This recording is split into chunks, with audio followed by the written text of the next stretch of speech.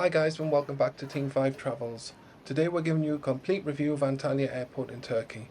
Now, if you haven't been here for a while, you're in for quite a surprise. This place had a massive facelift and it's very different to what you might expect. One thing to note about Antalya Airport is that you'll need to go through security multiple times before you reach departures. First there's a pre-screen when you enter the building, then passport control, and finally a main security check. The good news is, it was all very quick and efficient.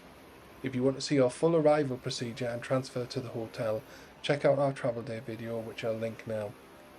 We flew with Jet2 and this was our transport to the airport. A very small minibus that felt more like a private transfer even though it was included. So we're really pleased on this occasion we didn't book a private transfer. At check-in we used the bag drop, but even though we have 23 kilogram luggage allowance, one of our bags was just over 22 kilograms. We were told the scales can only handle 22 kilograms, so I had to take one item to the desk. Fortunately, it was really quick and wasn't an issue. So you've got the screens there before you go through the final security, and also there's a Costa Coffee and McDonald's. Then you'll go through the final security check and into the new departure lounge. Just as you come out of security, on the right there are toilets, and I don't know about you, but when you're travelling with kids, we find it easier as soon as a toilet, get them through and into it so you can enjoy the rest of the time. Into the duty-free shop, you can see there's clearly spent a lot of money in this airport. You've got Kiehl's, L'Occitane, Armani, Givenchy, Bulgari, everything you want, any brand, Sol de Janeiro as well. You can buy it if you want it, but I suppose it's definitely reflected in the prices. However, the biggest shock was with the food. We made the mistake, we'd had something in the hotel, but we don't like plain food. It was going to be a long time before we ate something else, so we came out of duty free and went to the first place we found. The sandwiches here were okay, but they were 14 and 15 euros each. We shared some.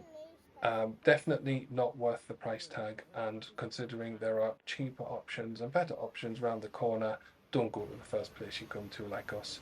In duty free, as you can see, there is plenty of Lego. If you're a Lego fan, you will love it. They didn't have any prices out, and unfortunately I didn't capture them on the day.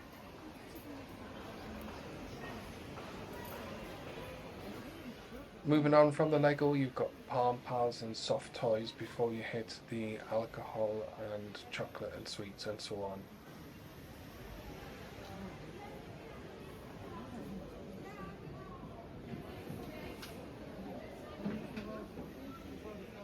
So again, you've got every brand that you want. Absolute Vodka there, 22 euros 90. I don't know if that's a good price or not.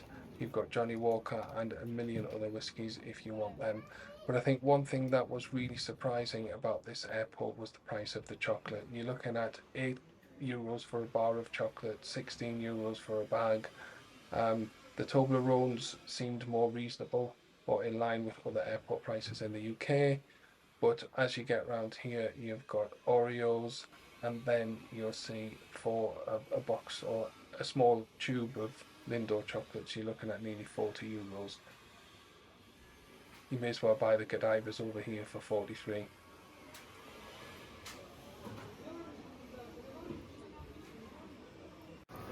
And as I said, there were other options to eat, and we wish we'd found them. You've got your sushi here, fresh and far better value than what we had.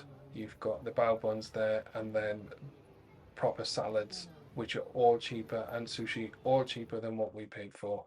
We just made that rookie mistake. You've also got Pizzeria Enzo and a Costa Coffee if you just want to grab something quick. There's then a cafe and a patisserie there on the left, and some more restaurants, as you can see on the screen. Heading towards the gate then, it was a bit of a walk actually from the new bit that they've done, but you do go through the old area where you came out, which is just on the right where the blue barriers are there, and there are other places to eat, so maybe you'll find something a little bit cheaper through here.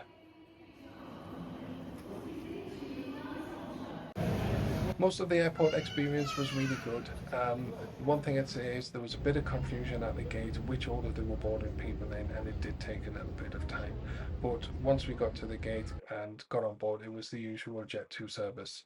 One thing I wanted to note is, and I said this in a previous video, as I put it in here, is the duty-free prices both at Leeds Bradford Airport, Antalya Airport, and then on board. If you know which fragrances you're after and whether or not Jet2 stock them, then you're probably better off waiting till you get on board based on these prices, because they were significantly cheaper than both Antalya Airport and Leeds Bradford. And on the days of our flights, Jet2 also had an extra 10% off the advertised prices as well. So don't turn off just yet, guys, because you want a sneak peek of what's coming up in the summer. But we just want to say thanks for watching, liking, subscribing, and commenting on our content for this Turkey series. We've enjoyed doing it, and we hope you've enjoyed and found the content useful. But here's some sneak peek of what's coming up from the last time we were there, and we've also got some different epic content coming too. Hope you enjoy it and stick around for that. See you in the next one. We won't